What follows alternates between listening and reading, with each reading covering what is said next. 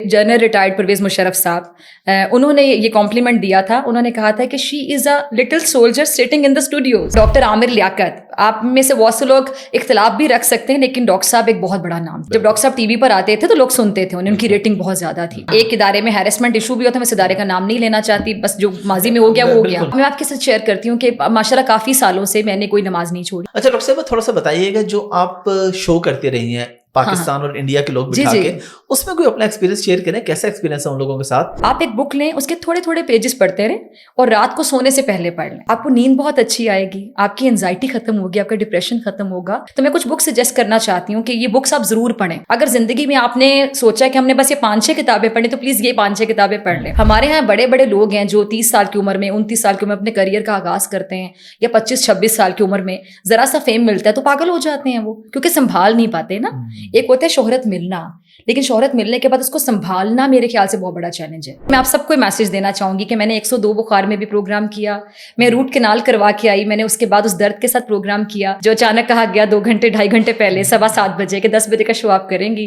तो मेरे बिल्कुल हाथ पांव फूले हुए थे, कांप रहे थे कि अच्छा आमिर भाई का प्रोग्राम करना है, वो तो पूरा घंटा बोलते हैं, मैं कैसे बोलूंगी. मुझे याद है एक प्रोग्राम मैंने किया था 14 अगस्त पर, लाइन ऑफ कंट्रोल पर हम गए थे. वहां जाकर मैं बहुत रोई थी और वो मेरा क्लिप बड़ा वायरल हुआ था, जिस पर लोगों ने तनकीद भी की थी. मुझे बड़ा दुख हुआ उनकी तनकीद सुन के. चाइल्ड स्टार, जब आप एक बच्चे को ले आते हैं, एक बच्चा जिसकी 4 साल उम्र है, 5 साल उम्र है, 6 साल उम्र है या 8 साल उम्र है, उस बच्चे की समझ बूझ वो नहीं है, उसका मेच्योरिटी लेवल वो नहीं है, उसने जिंदगी के तजुर्बात एक्सपीरियंसेस उस तरह नहीं लिए. मुझे याद है हमारे बचपन से हमारे घर में जब शाम गरीबा चलती है, मौलाना तालिब जौहरी साहब वो जब पढ़ते थे, तो मुझे याद है कि हम पूरी वो सुनते थे और मेरी वालिदा शायद टिश्यू पेपर का पूरा डिब्बा खत्म कर देती हूँ रो रो के. सहाफ़ी की कोई पार्टी नहीं होती, तो सहाफ़ी का कोई दोस्त भी नहीं होता. अगर आप सियासतदानों से दोस्तियां करने पर आ जाएंगे तो फिर आपको कहीं ना कहीं लिहाज भी रखना पड़ेगा. अभी कुछ दिन पहले जरताज गुल मेरे प्रोग्राम में थी, तो कहती कि तुम बहुत सख्त सवाल पूछती हो, और वो सुन रही होंगी, वो उन्होंने कहा कि तुम सख्त सवाल पूछती हो, लेकिन मेरे वालिद तुम्हारा प्रोग्राम बहुत शौक से देखते हैं. कोई आप किसी भी सियासी जमात से पूछ ले, कोई भी मुझसे खुश नहीं है. मेरी इस फील्ड की लड़कियों को, जो अभी नई लड़कियां आ रही हैं, ये बात मैं सदका जारिया समझ के कर रही हूँ. मैं पाकिस्तान टेलीविजन में काम कर रही थी और मैं उनका नाम नहीं लूंगी, लेकिन उनका नाम अखबारों में छप चुका है. इसी हैसियत से, जो उनकी एक वजह शोहरत थी कि वो ख़वातीन से बहुत अच्छी बातें, अपने हिसाब से बहुत अच्छी बातें करते थे, और वो उसके बदले में ऑफर करते थे कि तुम्हें 9 बजे का खबरनामा दूंगा. तो ये मर्द हजरात की मर्दानगी पे बहुत बड़ा सवाल है कि इनको शर्म आनी चाहिए कि वो बच्ची, इनके घर में भी बच्चियाँ होंगी, वो बच्ची जो अपने घर के लिए रोजगार की तलाश में अपने घर का बाप बनी हुई है, अपना भाई बनी हुई है, अपना शौहर बनी हुई है, अपने बच्चों का बाप बनी हुई है, तो आप खुदारा उनको माफ कर दें. मैं अब दोनों ड्रामों को कंपेयर नहीं कर रही, मैं सिर्फ ये बता रही हूँ कि अलिफ का सब्जेक्ट बहुत बड़ा था, लेकिन हमारे यहाँ लोगों ने शायद ये सुनना ज्यादा पसंद किया कि 2 टके की औरत है. इसके लिए तो मुझे क्या कितने पैसे दे रहे हो. और हुमायूं सईद ने नो डाउट ये डायलॉग बहुत अच्छा डिलीवर किया. ऐ राहे हक के शहीदो वफा की तस्वीरो, तुम्हें वतन की हवाएं सलाम कहती हैं. अस्सलाम वालेकुम जी, हाफिज अहमद पॉडकास्ट में खुश आमदीद. और आप जो शख्सियत मेरे साथ देख रहे हैं, इनके जो रंग आज मैं आपको दिखाऊंगा बहुत पहली दफा देखेंगे. इनको मुस्कुराता हुआ भी, इनका एक दूसरा चेहरा, आपने शायद इससे पहले इनको कभी हंसे हुए भी नहीं देखा होगा कि ये, क्योंकि स्क्रीन पे बहुत सख्त बड़ी दबंग खातून है, बड़ी बेहतरीन किस्म का शो करती हैं. और जब शो करती हैं तो अक्सर लोग इनके शो में आने से डरते भी हैं. इन्होंने मुझे ऑफ द रिकॉर्ड 1-2 गेस्ट का बताया कि वो डरते, वो कहते बड़े सख्त सवाल करती हो.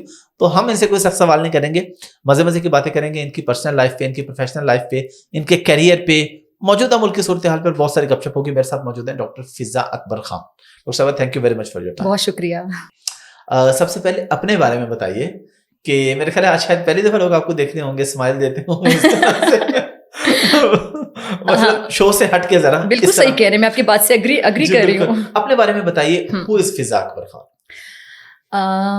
कुछ तारुफ तो आपने मेरा करवा दिया, और आपने ये भी बता दिया कि ऑफ द रिकॉर्ड जब आपकी मुझसे गुफ्तगू हुई, जब हम ऑन एयर जाने से पहले बात कर रहे थे, तो आपने भी बड़ा एक डिफरेंस देखा مجھے لگتا ہے کہ جب ہم ٹی وی پر آتے ہیں, ہمارے پروگرام کی جو کیٹیگری ہوتی ہے, ٹائپ ہوتی ہے, میں کرنٹ افیئر کا پروگرام کرتی ہوں اور اس میں پھر ہم انڈیا سے, آپ نے جیسا خود ذکر کیا کہ ہم انڈیا کے حوالے سے پروگرامس کرتے رہے, تو آپ کا ہمسایہ ملک ہے لیکن آپ کا روایتی حریف ہے, دشمن ملک ہے, اور وہاں سے جس طرح کی اسٹیٹمنٹس آتی ہیں تو پھر میں اینٹ کا جواب پتھر سے دیتی ہوں. تو اس ٹائم پہ آپ سمجھ لیں کہ واقعی مجھے میری زندگی کا بہت بڑا ایک کمپلیمنٹ ہے میرے لیے, جو کہ جنرل ریٹائرڈ پرویز مشرف صاحب, انہوں نے یہ کمپلیمنٹ دیا تھا. انہوں نے کہا تھا کہ she is a little soldier sitting in the studios.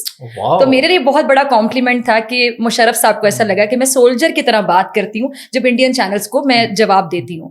تو شاید وہ ایک حب الوطنی کا فیکٹر ہوتا ہے, اور جب ہم بات کرتے ہیں کہ ہمارے اندر واقعی ایک وہ, جب ہم ڈیفینڈ کرتے ہیں اپنے ملک کو, دفاع کرتے ہیں اپنے ملک کا, تو شاید وہ انرجی, وہ انتھوزیزم, وہ مجھے بھی نہیں پتا چلتا کہاں سے آ جاتا ہے. کئی بار میں خود بھی سوچتی ہوں کہاں سے آ گیا. فارماسسٹ ہے جی, کس طرف کدھر آ گئی آپ کسی میڈیسن میں ہوتی ہیں, اپنے فیلڈ کے اندر ہوتی ہیں, تو اس بارے میں تھوڑا بتائیے کہ کیا پہلے سے شوق تھا یا فارمیسی کرنے کے بعد آپ کو اپنا کیریئر کے بارے میں بتائیے. آج لوگ ماشاءاللہ آپ کا بڑا نام ہے, پورا پاکستان, پوری دنیا میں لوگ آپ کو دیکھتے ہیں, تو یہ سفر شروع کہاں سے ہوا تھا اور کیسے ہوا تھا؟ اچھا, اس کا پہلا جواب تو یہ کہ جب بھی کچھ لوگ پوچھتے ہیں کہ آپ کی ڈگری یا آپ کی جو فیلڈ تھی, آپ کی ایجوکیشن وہ بالکل ڈفرینٹ, اور آپ پھر اس فیلڈ میں کیسے آئے, تو اس کا سمپل جواب ہے کہ جس نے بھی کبھی اس طرح کا سوال فیس کیا ہو تو وہ سب لوگ اگری کریں گے کہ کسی کو نہیں پتا ہوتا کہ ہم نے آگے کیا کرنا ہے. جب آپ نے ایڈمیشن لیا کسی نے بھی, تو مجھے یہ تھا کہ ہمارے فیملی میں بہت یہ تھا کہ آپ آگے جو بھی بننا چاہتے ہیں آپ نے اے لیولز یا FSC میں سائنس سبجیکٹس پڑھنے ہیں. تو میری فیملی میں بڑا ایک پریشر سمجھ لے, پیٹرنل سائڈ پہ خاص طور پہ زیادہ, دیدھال میں سب نے جس نے کچھ بھی بننا ہے, لیکن FSC میں آپ نے بایو فزکس کیمسٹری یا پھر میتھمیٹکس فزکس کیمسٹری کے ساتھ آپ نے FSC کرنی ہے, آپ آرٹس نہیں پڑھ سکتے تھے. اور پھر مجھے لگا کہ شاید یہ بڑا اچھا ہوتا ہے کہ آپ کو محنت کرنے کی عادت پڑ جاتی ہے. تو FSC کی اچھے مارکس آ گئے, پنجاب یونیورسٹی فارمیسی ڈپارٹمنٹ میں ایڈمیشن ہو گیا, وہاں سے ڈی فارمیسی فارم ڈی کیا 5 سال کا. اس کے دوران جب میرا فائنل پروف تھا تو مجھے PTV میں ایک پروگرام کرنے کا موقع ملا. اسٹارٹ جو پہلا پلیٹ فارم تھا وہ PTV پاکستان ٹیلی ویژن تھا, اور وہ میں نے ایک چاند رات کا پروگرام کیا تھا. اس کے بعد PTV نیوز پہ میں نے ایک عید شو کیا, اور ویری نیکسٹ ڈے, شاید 2-3 دن کے بعد, ویری نیکسٹ ڈے نہیں, مجھے کال آتی ہے ایک چینل سے, نجی TV چینل سے, کہ آپ آڈیشن دینے آئے نیوز اینکر کا. تو اماں سے بڑی مشکل سے اجازت ملی. اماں نے کہا تمہارا آخری سال ہے, یہ ڈسٹرب ہوگا, چلے ڈگری کے بعد دیکھ لیتے ہیں. تو میں نے کہا جا کے دیکھ لیتے ہیں, شاید مطلب مینیج ہو جائے. تو میں آڈیشن کے لیے گئی, آڈیشن ہو گیا اور انہوں نے کہا آپ جوائن کر لیں. میں نے اسٹارٹ کر لیا. پہلا سال ایسے ہی گزر گیا, اور پھر میرا چونکہ وہ آخری سال تھا, اس کے بعد جب میری ڈگری مل گئی مجھے, پھر میں کراچی چلی گئی چینل میں کام کرنے کے لیے, اور یہ سفر چلتا گیا, اور اب تقریباً یہ 13 سال ہو گئے ماشاءاللہ. اچھا, ابھی آپ جس چینل پہ ہیں یہاں پہ آپ کا سفر, ایک پروگرام آپ کو جو ملا ڈاکٹر عامر لیاقت والا, 6 سال پہلے, آپ مجھے وہ پورا سفر بتائیں کس طریقے سے وہ ہوا اور کتنی تیاری کر کے آپ نے پہلے شو کیا. مجھے لگتا ہے آپ کو پتا چلا کہ کیسے سٹارٹ ہوا تھا پہلے, ظاہر ہے کچھ نہ کچھ تو ہمیں پتا ہوتا ہے کیونکہ کچھ میوچل فرینڈز ہوتے ہیں ہمارے. بالکل. اچھا حافظ احمد بھائی, یہ اس طرح سفر سٹارٹ ہوا تھا کہ میرے لیے, یہ سننے والوں کے لیے بھی بڑا یہ ایک عجیب سی بات ہوگی کہ جب میں نے یہ چینل جوائن کیا تھا, آلموسٹ 6 سال ہو گئے مجھے, 2018 میں نے چینل جوائن کیا. اس سے پہلے میں نیوز پڑھتی رہی ڈفرینٹ چینلز پر, دنیا پر, ایکسپریس پر, ARY پر, کافی چینلز پہ میں نے خبریں پڑھی, PTV پر. پروگرام کا جو میں نے آغاز کیا, میں نے کچھ آؤٹ ڈور پروگرامز, 5 بجے کے پروگرامز, جیسا میں ایکسپریس پہ پروگرام کرتی تھی, ایکسپریس فٹافٹ کرتی رہی, جرم کہانی کرتی رہی, PTV پر ایک روڈ شو کیا, سما میٹرو سما پہ کرتی رہی. میں نے جو پروگرامنگ کا باقاعدہ آغاز کیا تھا وہ ڈاکٹر بابا روان صاحب کے ساتھ کیا تھا, وہ ایز این اینالسٹ اور میں ایز اے ہوسٹ اس پروگرام. وہاں سے مجھے چانس ملا کہ میں بول میں آ گئی. اس کے دوران بھی کچھ ایک سفر رہا, تھوڑا اردو والا سفر بھی تھا, انگلش والا بھی تھا. ٹھیک ہے. تو اس میں جب مجھے بول میں آنے کا موقع ملا تو مجھے یہاں پر ہائر کیا گیا تھا ایک 7 بجے کے پروگرام کے لیے. لیکن ود ان 2 months مجھے کال آتی ہے کراچی سے, ہمارا ہیڈ آفس چونکہ کراچی تھا, اور میں لاہور سے پروگرام کرتی رہی ہوں. بائی دا وے بہت سے لوگوں کو لگتا ہے میں کراچی سے کرتی ہوں, اور بہت سے مہمان جو سیاستدان بھی پروگرام میں آتے ہیں DSNG پر, تو اکثر کہتے ہیں کہ آپ کراچی سے نہیں کر رہے, آپ تیز بولتی ہیں تو ہمیں لگتا ہے آپ کراچی سے ہیں. تو مجھے بتانا پڑتا ہے کہ میں لاہور سے ہوں. تو مجھے کال آتی ہے کہ ڈاکٹر صاحب آج شاید پروگرام نہیں کر رہے, تو آج والا پروگرام آپ کریں گی. اور اس دن آپ کو کال آئی مجھے ایگزیکٹلی 2018, اور مجھے یاد ہے نومبر کا مہینہ تھا, اور مجھے کال آتی ہے 7 سوا 7 کے قریب. اور 10 بجے شو 10 بجے لائیو شو کرنا ہے. اور ڈاکٹر عامر لیاقت, آپ میں سے بہت سے لوگ اختلاف بھی رکھ سکتے ہیں, لیکن ڈاکٹر صاحب ایک بہت بڑا نام تھے. بالکل. جب ڈاکٹر صاحب ٹی وی پر آتے تھے تو لوگ سنتے تھے, ان کی ریٹنگ بہت زیادہ تھی. تو میرا پہلا جواب یہ تھا, جو کہ آپ بھی سوچ رہے ہوں گے آپ کو کال آتی, میں نے کہا میں کس سے کر سکتی ہوں ان کا شو, بہت بڑا شو کرتے ہیں وہ. تو خیر مینجمنٹ کا ڈیسیژن تھا کہ آپ کریں گی. میں نے اسی 3 گھنٹے کے دوران اپنے پروگرام کی تیاری کی, اور ساتھ میرا 11 بجے بھی ایک پروگرام ہوتا تھا نذیر لغاری صاحب کے ساتھ, میں وہ 11 بجے کا شو بھی کرنا تھا. بہرحال وہ 2-3 گھنٹے میں نے تیاری کی, مجھے نہیں پتا کیسا ہوا, بس وہ ہو گیا. اس کے بعد پھر مجھے کال آتی ہے کہ کچھ دن آپ یہ پروگرام کرتی رہیں جب تک وہ چھٹیوں پر ہیں. میں نے پروگرام کیا, ودن 2 months یا 2.5 months مجھے پھر کراچی بلایا گیا, کیونکہ ہمارا ہیڈ آفس وہ تھا, مین مینجمنٹ وہاں پر ہوتی تھی. تو میری مین جو وہاں کی مینجمنٹ تھی ان سے ملاقات ہوئی, اور مجھے کہا گیا کہ اب یہ پروگرام آپ کریں گی, اب آپ کا نام, آپ کی پکچر اس پروگرام پہ چلے گی. اور مجھے بہت اپریشیٹ کیا گیا. پھر نیا کانٹریکٹ سائن ہوا. پھر میرا یہ آپ کو کیسے پتا؟ ظاہر ہے جب پوزیشن چینج ہوتی ہے میرا, اچھا یہ آپ کو بڑی اچھی کسی نے اندر سے بات بتائی. بالکل بڑے, بالکل. جو مجھے بلکہ جب میری میٹنگ تھی میری ٹاپ مینجمنٹ سے, اس سے پہلے HR نے مجھ سے نیا کانٹریکٹ سائن کروایا اور مجھے مبارکباد دی کہ آپ اب 10 بجے کا پروگرام کرنے جا رہی ہیں, اور یہ آپ کو بڑے میرٹ پر, آپ کی محنت پر, اور ہم نے آپ کو دیکھا ودن 2 months آپ نے یہ پروگرام لیا ہے. پھر بہرحال مینجمنٹ آپ کو سپورٹ کرے, آپ کو ایک فری آپ کو روم ملے کہ آپ پرفارم کر سکتے ہیں, تو پھر آپ کرتے ہیں. آپ اکیلے کچھ نہیں کر سکتے, آپ کی ٹیم ہوتی ہے, آپ کے ارد گرد لوگ ہوتے ہیں جو آپ کو سپورٹ کرتے ہیں, اپریشیٹ کرتے ہیں. پھر 2021 میں جب مجھے آگاہی ایوارڈ ملا بیسٹ اینکر, تو اس کے بعد مجھے شاید محسوس ہوا کہ ہاں میں 4 سال سے شاید کچھ کر رہی ہوں. لیکن ہاں اس کے بعد میرے اندر عاجزی بہت پیدا ہوئی. میں نے دیکھا کہ لوگ تکبر کا شکار ہو جاتے ہیں اچیومنٹ کے بعد. لیکن احمد بھائی مجھے لگتا ہے کہ اچیومنٹ وہ ہوتی ہی نہیں ہے جو آپ کو متکبر بنا دے. اچیومنٹ ہوتی ہی وہ ہے جو آپ کو عاجز بنا دے, مزید ڈاؤن ٹو ارتھ ہو جائیں آپ ہو جاتے ہیں, یہ نیچرل ہے. اچھا, آپ یہ ساری جو سکسیس اسٹوری بتا رہی ہیں, اس میں ایک بڑا امپورٹنٹ کوسچن ہے جو ہر بندے کے ذہن میں آ رہا ہوگا کہ مردوں کے معاشرے میں عورت کا اس طریقے سے گرو کرنا اور پرائم ٹائم کا شو ملنا کتنی مشکلات کا سامنا کرنا پڑا. اچھا, مجھے یہ لگتا ہے کہ یہاں پر آ کے جو آپ کے لیے ہونا ہوتا ہے وہ آپ کے لیے ہو جاتا ہے. ہو تو جاتا ہے, ٹھیک ہے, لیکن آس پاس کے جو لوگ ہوتے ہیں, کوئی کہیں پہ کوئی پرابلم بھی فیس کرنی پڑی, مشکلات کا سامنا کرنا پڑا.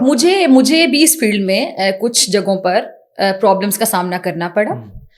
کچھ 1-2 جگہوں پر مجھے استعفیٰ دینا پڑا, ریزائن کرنا پڑا. آپ بہتر سمجھ سکتے ہیں کہ کس وجہ سے. ہیرسمنٹ ایشوز بھی ہوتے ہیں. ہاں, ایک ادارے میں ہیرسمنٹ ایشو بھی ہوتا ہے, میں اس ادارے کا نام نہیں لینا چاہتی, بس جو ماضی میں ہو گیا وہ ہو گیا.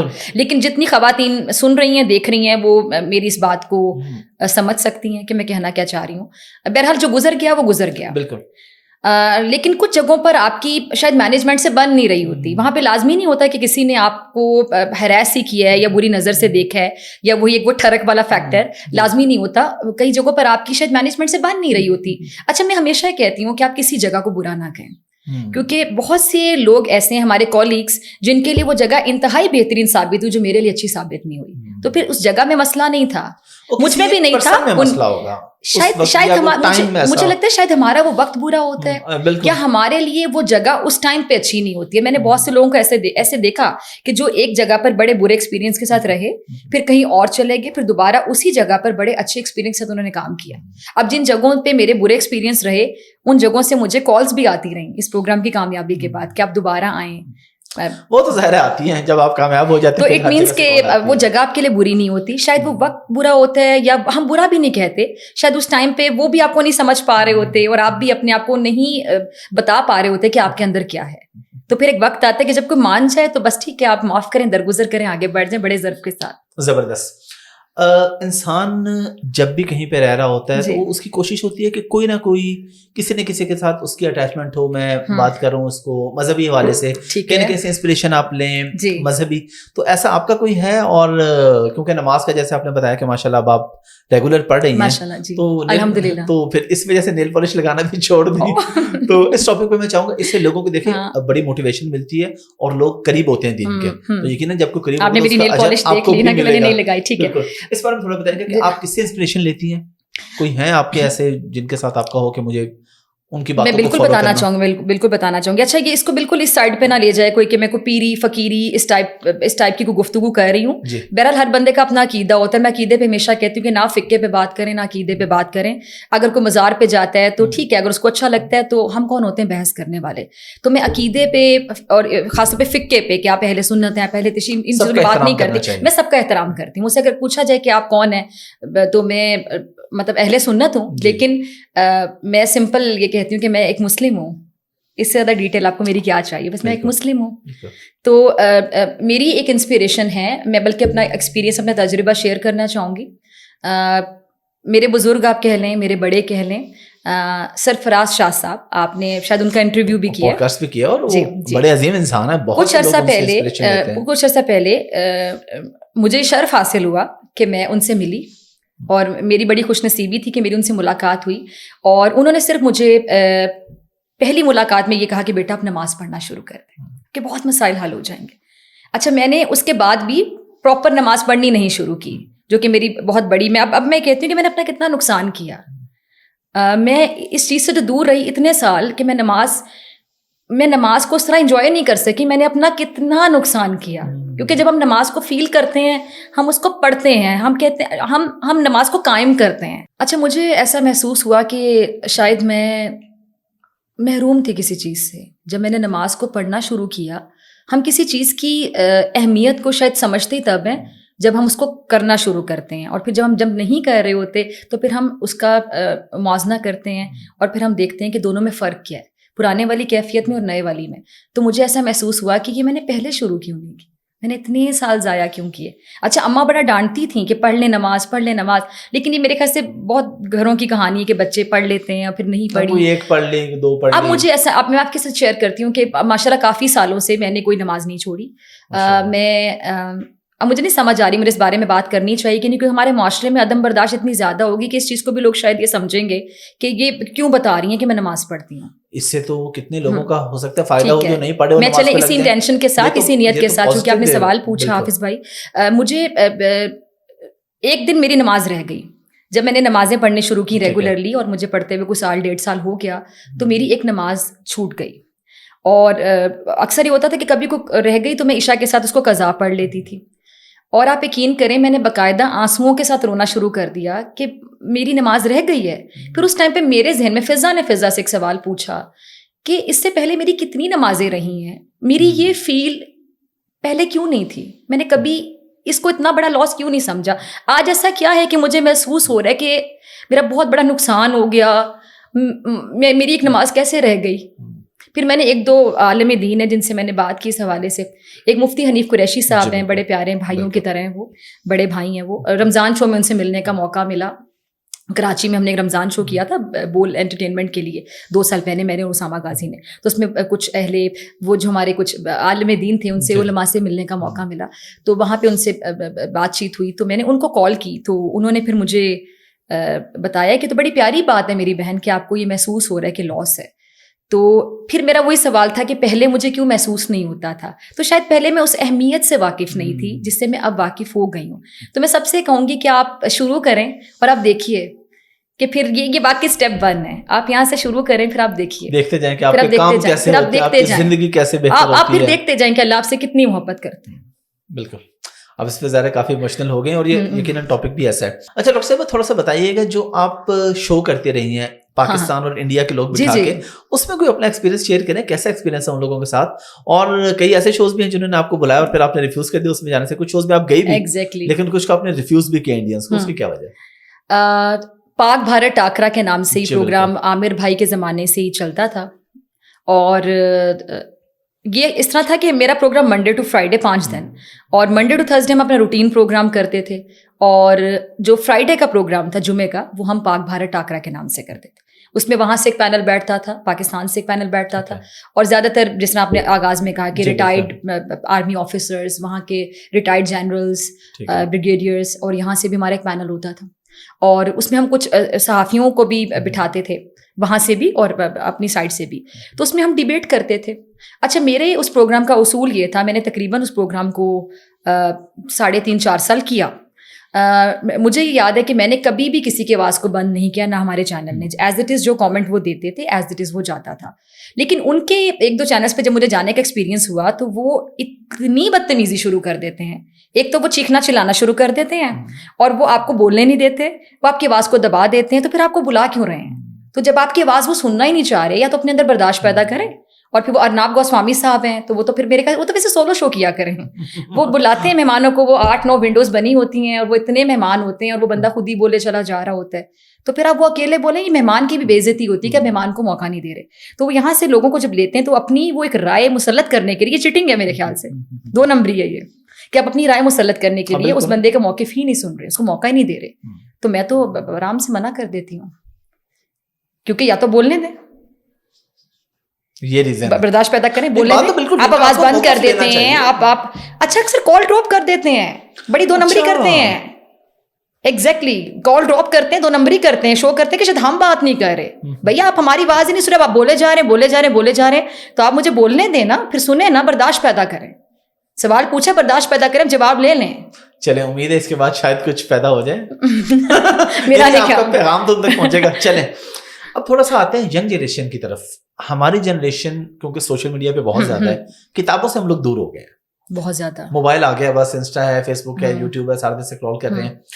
کون سی ایسی کتابیں ہیں، کیونکہ آپ کو خود پڑھتی ہیں بکس وغیرہ، ریسرچ کرتی ہیں پراپر، کچھ ایسی کتابیں، کوئی ایسا طریقہ بتا دیں کس طریقے سے کتابوں پہ لگے؟ یہ آپ نے میرا فیوریٹ کوسچن پوچھا. بالکل، کتنا پیارا سوال ہے یہ. جتنے بھی ینگسٹرز مجھے سن رہے ہیں ان کے لیے یہ آپ کا بہترین سوال ہے مجھے لگتا ہے. آپ یہ میں نے جب اپنی روٹین بنائی تھی بک ریڈنگ کی، مجھے بچپن سے شوق تھا، ظاہر بات ہے پڑھائی میں بھی اچھی تھی، سائنس سبجیکٹس تھے، تو سائنس اسٹوڈنٹس ذرا زیادہ میرے خیال سے پڑھائی کا شوق ہر آرٹس والوں کو بھی ہوتا ہے، آرٹس والے ناراض نہ ہو جائیں، لیکن چونکہ آپ بایولوجی، کیمسٹری ذرا وہ مشکل ڈرائی سبجیکٹس ہوتے ہیں تو پھر آپ کو پڑھنا پڑتا ہے. بک ریڈنگ ایک بہت ہی پیاری ایکٹیویٹی ہے. تمام پیرنٹس کو بھی چاہیے کہ بچوں کو موٹیویٹ کریں، ان کو کہیں کہ آپ بک پڑھیں. اس کا ایک سمپل سا آپ اپنا ایک اصول بنا لیں کہ کیونکہ پڑھائی کا برڈن بھی ہوتا ہے، آپ ماسٹرز لیول تک یا اگر ایم فل بھی کریں تو آپ کی اپنی ایجوکیشن، آپ کا اپنا پڑھائی کا ایک سلیبس ہوتا ہے جو کہ ایک برڈن ہوتا ہے. تو آپ اپنا ایک رول بنا لیں کہ آپ نے سال کی 12 کتابیں پڑھنی ہے اور آپ نے ایک مہینے میں 30 ڈیز میں ایک بک ختم کرنی ہے. اب جیسے اگر میری اسپیڈ زیادہ ہے، آپ کی زیادہ، تو ہو سکتا ہے میں 10 دن میں ختم کر لیتی ہوں، آپ 1 ہفتے میں ختم کر لیتے ہوں. آپ ایک بک لیں، اس کے تھوڑے تھوڑے پیجز پڑھتے رہیں اور رات کو سونے سے پہلے پڑھ لیں. آپ کو نیند بہت اچھی آئے گی، آپ کی انزائٹی ختم ہوگی، آپ کا ڈپریشن ختم ہوگا، اور وقت کے ساتھ ساتھ آپ گرو کریں گے. آپ کو خود نہیں پتا ہوگا، آپ کے دوست احباب بتائیں گے کہ آپ نے گرو کیا، آپ کے اندر یہ آپ کی طبیعت میں ایک تبدیلی آئی، یہ چینج آیا. آپ کا نالج بڑھے گا. آپ جب ایک محفل میں بیٹھے ہوں گے تو آپ اچھی گفتگو کریں گے اور وہ جو آپ کے اندر ہوگا وہی نکلے گا. اگر اندر سے آپ کھوکھلیں تو آپ باہر سے کچھ نکال نہیں سکتے. تو میں کچھ بک سجیسٹ کرنا چاہتی ہوں کہ یہ بکس آپ ضرور پڑھیں. اگر زندگی میں آپ نے سوچا کہ ہم نے بس یہ 5-6 کتابیں پڑھیں تو پلیز یہ 5-6 کتابیں پڑھ لیں.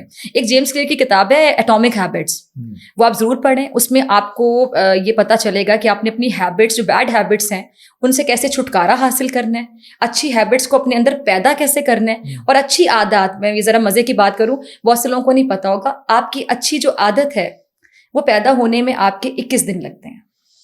اچھا، یہ آپ سمجھ لیں کہ ہماری نفسیات ہے یہ. ٹھیک ہے. جتنے بھی سائیکالوجسٹ سن رہے ہیں، اچھا اس پہ ایک رائے یہ بھی ہے کہ شاید یہ 21 دن نہیں لگتے، اس سے تھوڑے زیادہ دن لگتے ہیں. ٹھیک ہے. کچھ لوگ کہتے ہیں کہ شاید یہ 6 ہفتے لگتے ہیں، کچھ لوگ کہتے ہیں شاید 8، لیکن زیادہ تر اسٹڈیز یہ بتاتی ہیں کہ 3 ویکس میں آپ ایک کام اگر کنسسٹینسی کے ساتھ کرتے چلے جائیں، تسلسل کے ساتھ کرتے چلے جائیں، تو 22ویں دن 23ویں دن آپ کی عادت بن جاتا ہے. اب میں نے یہ رمضان کے دنوں میں ایک پروگرام کیا تھا، اس میں نے سوال اٹھایا تھا کہ جب ہم رمضان کے روزے رکھتے ہیں 30 دن لگاتار یا 29 دن، تو وہ 21 دن سے زیادہ ہو گیا. اگر ہم وہ چیزیں جو ساری پریکٹس کر رہے ہیں کہ ہم بہت اچھے مسلمان بن جاتے ہیں، اچھے انسان بن جاتے ہیں، اور کوشش کرتے ہیں کہ رمضان میں نہیں یہ بات کرنی، اگر ہم اس کو واقعی بڑی نیت کے ساتھ، تسلسل کے ساتھ، کنسسٹینسی کے ساتھ کرتے رہیں تو ہماری ہیبٹ کیوں نہیں بنتی؟ وہ اٹ مینس کہ کہیں نہ کہیں ہماری نیت میں کھوٹ رہ جاتی ہے، ورنہ واقعی اگر کہیں نہ کہیں ہماری نیت میں کھوٹ رہ جاتی ہے. بالکل. تو اگر ہم نیت کے ساتھ وہ جو 30 دن پریکٹس کرتے ہیں تو ہم پورا سال بھی اس پریکٹس پہ عمل کر سکتے ہیں.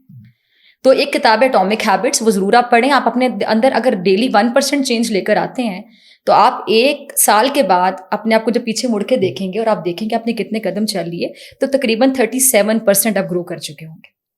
زبردست. اور اس کے برعکس اپوزٹ، جب آپ نہیں کرتے، آپ رکے رہتے ہیں، آپ نے کہا نہیں میں آج کا دن بھی گزار دیا. ایک ہمارے یہاں بڑا ہوتا ہے کہ کل سے کریں گے, کل کرتے ہیں. آپ نے کچھ کرنا ہے, آپ نے واک کرنی ہے, آپ نے جاگنگ کرنی ہے, آپ نے جم جوائن کرنی ہے, تو ابھی اٹھیں اور جاگرس پہنے اور چلے جائیں. یہ کل کبھی نہیں آتا, یہ آج ہی ہے, تو کل پہ نہ رہیں. تو آپ اٹامک ہیبٹس پڑھیں. اس میں اگر آپ نہیں کرتے, میں یہ بتانا چاہ رہی تھی, تو آپ جس طرح 37% آپ نے گرو کیا, تو آپ کا جو ڈکلائن ہوگا اگر آپ نہیں کریں 1 سال کے بعد, آپ اتنا نیچے گر جائیں گے کہ آپ 1% سے بھی نیچے ہوں گے. اس سے بہتر ہے پڑھ لینی چاہیے, تاکہ پڑھ لینی چاہیے. بہتری ہو جائے. اس کے علاوہ ایک بک بہت اچھی ہے, رابن شرما ایک رائٹر ہیں, موٹیویشنل اسپیکر بھی ہیں, بہت سے لوگ ان کو جانتے ہوں گے. ان کی کتاب بہترین کتاب ہے 5 AM کلب, یا پڑھیں, آپ کو نام سے سمجھ آ رہا ہے 5 AM کلب. جی ٹھیک ہے. اور اس کے علاوہ مجھے یہ لگتا ہے کہ وہ جو تہجد سے لے کر فجر تک کا ٹائم جو ہوتا ہے, بلکہ فجر کی جب اذان ہوتی ہے اس کے بعد جب تک سورج نہیں نکلتا, سن رائز تک, مجھے نہیں پتا آپ نے ایکسپیرینس کبھی کیا ہو, سب نے کیا ہوگا شاید, بہت ہی پیارا ٹائم ہوتا ہے.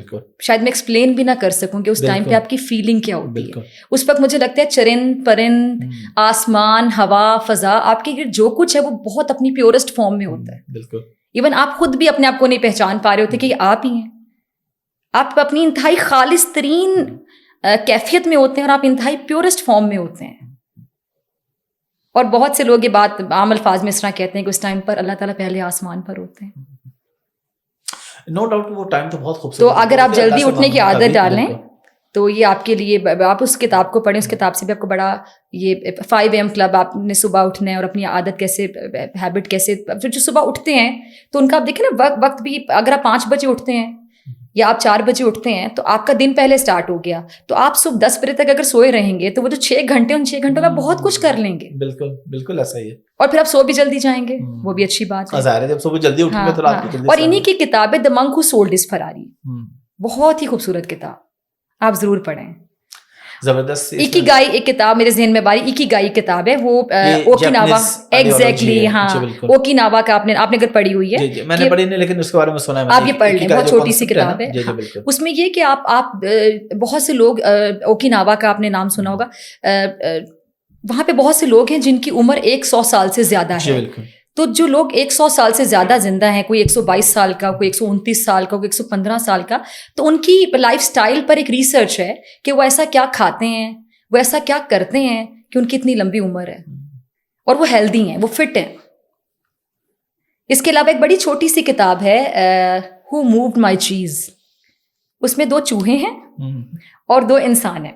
ان کی سائیکی کے بارے میں وہ کتاب ہے کہ ایک چیز اسٹیشن ہوتا ہے, وہ وہاں سے غائب ہو جاتا ہے جہاں سے وہ مستفید ہو رہے ہوتے ہیں. تو جو چوہے ہیں وہ جا کے نیا چیز اسٹیشن ڈھونڈ بھی لیتے ہیں, اور جو 2 بندے ہوتے ہیں وہ روتے ہی رہتے ہیں کہ ہمارا چیز اسٹیشن کہاں چلا گیا, وہ آگے نہیں بڑھ رہے ہوتے, وہ وقت ضائع کرتے ہیں. بہت بڑا میسج. یہ آپ پڑھیں, یہ جتنے بھی ینگسٹرز مجھے سن رہے ہیں. اس کے علاوہ اگر آپ بہت زیادہ کچھ اس سے ہٹ کے کچھ پڑھنا چاہتے ہو تو سیپینز ایک کتاب ہے, پلیز ضرور پڑھ لیں. چلے زبردست. اب تھوڑا سا آتے ہیں بچوں کی طرف. جی. سوشل میڈیا کا دور ہے, لوگ اپنے بچوں کو لا بھی رہے ہیں سکرینز پہ, کچھ بچے آ بھی رہے ہیں. آپ نے مجھے اس کی ایک ریسرچ بتائی ہے کہ جو چائلڈ سٹار ہوتے ہیں وہ کن پرابلمس کا شکار ہوئے ہیں بعد میں. میں چاہوں گا اس پہ آپ تھوڑی سی بات کریں پلیز, کہ چائلڈ سٹار ہونا چاہیے لوگوں کو اپنے بچوں کو؟ میرے خیال سے بالکل نہیں ہونا چاہیے, میرے خیال سے بالکل نہیں ہونا چاہیے. میں اپنی رائے کا کھل کر اظہار کروں گی. چائلڈ سٹار جب آپ ایک بچے کو لے آتے ہیں, ایک بچہ جس کی 4 سال عمر ہے, 5 سال عمر ہے, 6 سال عمر ہے, یا 8 سال عمر ہے, اس بچے کی سمجھ بوجھ وہ نہیں ہے, اس کا میچورٹی لیول وہ نہیں ہے, اس نے زندگی کے تجربات ایکسپیرینسز اس طرح نہیں لیے, تو وہ کیسے اس چیز کو کہ میں اسٹار بن رہا ہوں, میں سیلیبریٹی بن رہا ہوں, اس چیز کو ایبزارب کیسے کر سکتا ہے؟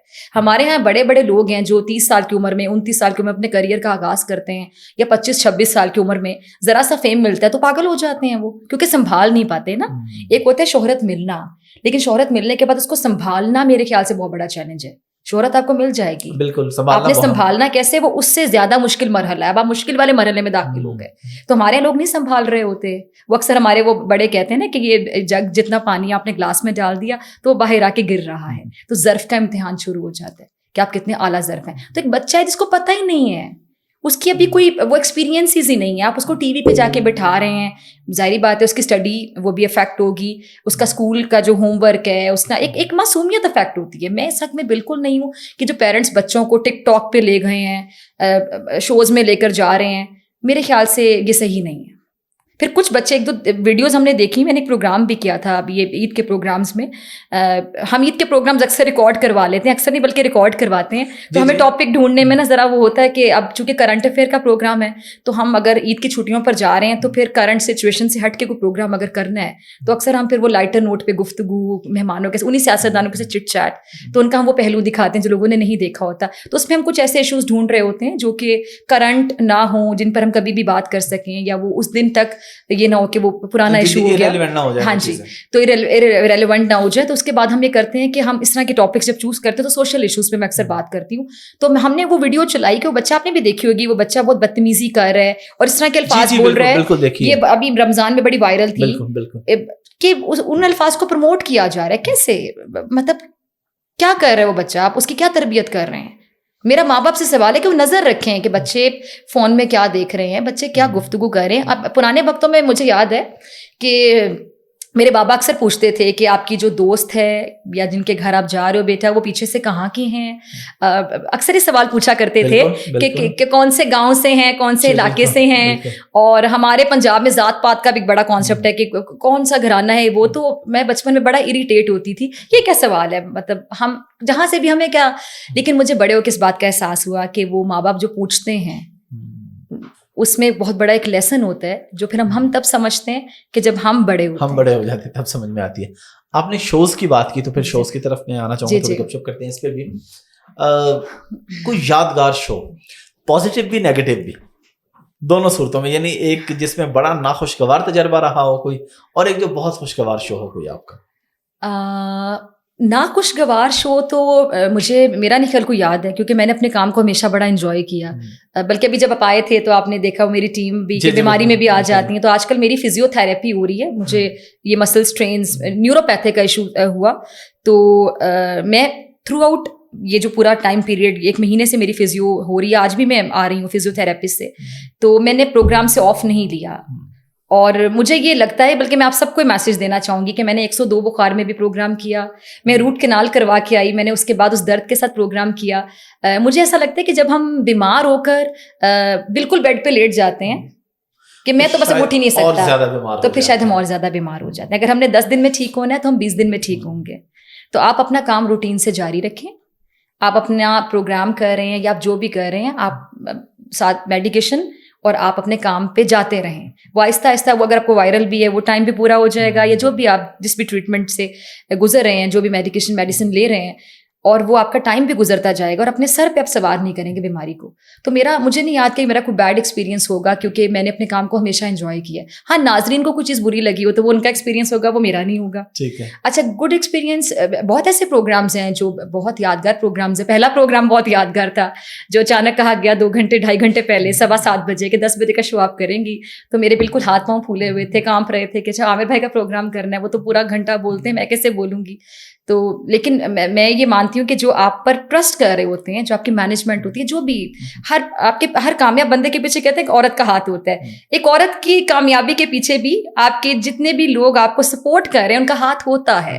آپ جب ڈیسیژن میکنگ پاور جس کے پاس ہوتی ہے, آپ کے بورڈ آف ڈائریکٹرز ہوتے ہیں آفیسز میں, چینلز میں, تو جب ڈیسیژن لیا جاتا ہے, مجھے یاد اس ٹائم کے جو ہمارے CEO تھے, پھر ہمارے MD تھے, سب کا ڈیسیژن ہوتا ہے, سب کی رائے ہوتی ہے. پریزیڈنٹ, VP, وہ سب رائے دیتے ہیں. ڈائریکٹر کرنٹ افیئر, ان سے پوچھا جاتا ہے کہ یہ کر لے گا, وہ ڈیسیژن ہوتا ہے. تو وہ ڈیسیژن لینا بڑا مشکل ہوتا ہے, پھر آپ پر ہوتا ہے کہ آپ اس ڈیسیژن کو صحیح ثابت کریں, غلط ثابت کریں. مجھے یاد ہے ایک پروگرام میں نے کیا تھا 14 اگست پر, لائن آف کنٹرول پر ہم گئے تھے, اور وہاں جا کر میں بہت روئی تھی, اور وہ میرا کلپ بڑا وائرل ہوا تھا جس پر لوگوں نے تنقید بھی کی تھی. مجھے بڑا دکھ ہوا ان کی تنقید سن کے. ہم کیل سیکٹر سے آگے گئے تھے, بہت لمبا سفر تھا, اور تقریباً 12 گھنٹے ہم سفر کر کے گئے. ہم نے وہاں جا کے 2-3 گھنٹے اسٹے کیا, اور پھر ہم فجر کی نماز پر دوبارہ ہم نے اپنا سفر شروع کیا. پھر ہم نے آگے جا کے 1-1.5 گھنٹہ مزید ڈرائیو کیا, اور پھر ہم جب اوپر ہم نے چڑھائی پہ جانا تھا تو تقریباً ہم 1 گھنٹہ چل کر اوپر گئے. اور ہم سب نے جاگرز پہنے ہوئے تھے, لیکن میرے پاؤں پورے چھل گئے, اور سمجھ نہ آئے کہ اب اوپر صرف ہم نیچے آئیں گے, اتریں گے, تو میں جاگر اتار کے کیسے اتر سکتی ہوں, مطلب آپ نیچے اتر رہے ہیں, آپ کیسے اتر سکتے ہیں وہاں پہ. وہ جب میں اوپر گئی تو میں نے دیکھا وہاں جا کے کہ جیسے ہمارے جوان وہاں پہ جذبہ حب الوطنی سے سرشار کھڑے ہیں اور سامنے آپ کی فارورڈ پوسٹ ہے دشمن کی, اور وہ ان کی پوسٹ وہ ہم سے اوپر تھی وہاں پہ جس جگہ پر ہم گئے تھے, اور جیسے ان کا جذبہ تھا, جیسے وہ ہمارے لیے کھڑے ہوئے تھے وہاں پہ, اور ان کی وجہ سے ہم سکون کی رات سوتے ہیں. ہماری سرحدوں پہ ہمارے یہ جوان بھائی ہی ہماری حفاظت کرتے ہیں, تو ہم سکون سے اپنے گھروں میں سوئے ہوتے ہیں. تو وہاں پہ جو ماحول میں نے دیکھا, اور پھر پیچھے جو میں ایکسپیرینس کر کے آ رہی تھی لگاتار سفر, اور جب وہاں پر ہم گئے وہ انہوں نے ملی نغمہ پڑھنا شروع کیا, وہ انتہائی جذبے سے ملی نغمہ گا رہے ہیں. میری نظر پڑتی ہے سامنے کہ اچھا یہ پوسٹ ہے سامنے, بالکل دشمن کی پوسٹ بالکل سامنے ہے, اور اتنا قریب ہے, اور یہاں پر ہیں, اتنا سفر کر کے یہ بھی آتے ہوں گے, پھر پتہ نہیں کب اپنے گھروں کو جاتے ہوں گے. مطلب دھرتی ماں کے لیے اپنی ماؤں کی شکلیں پتہ نہیں کتنے مہینوں بعد دیکھتے ہوں گے, اور پھر کوئی بھی موسم ہے وہ ہر موسم میں وہاں بیٹھے ہمارے لیے بیٹھے. میں ایک دن وہ سفر کر کے گئی تو مجھے لگ پتا گیا, وہ جو کہتے ہیں نا کہ لگ پتا گیا.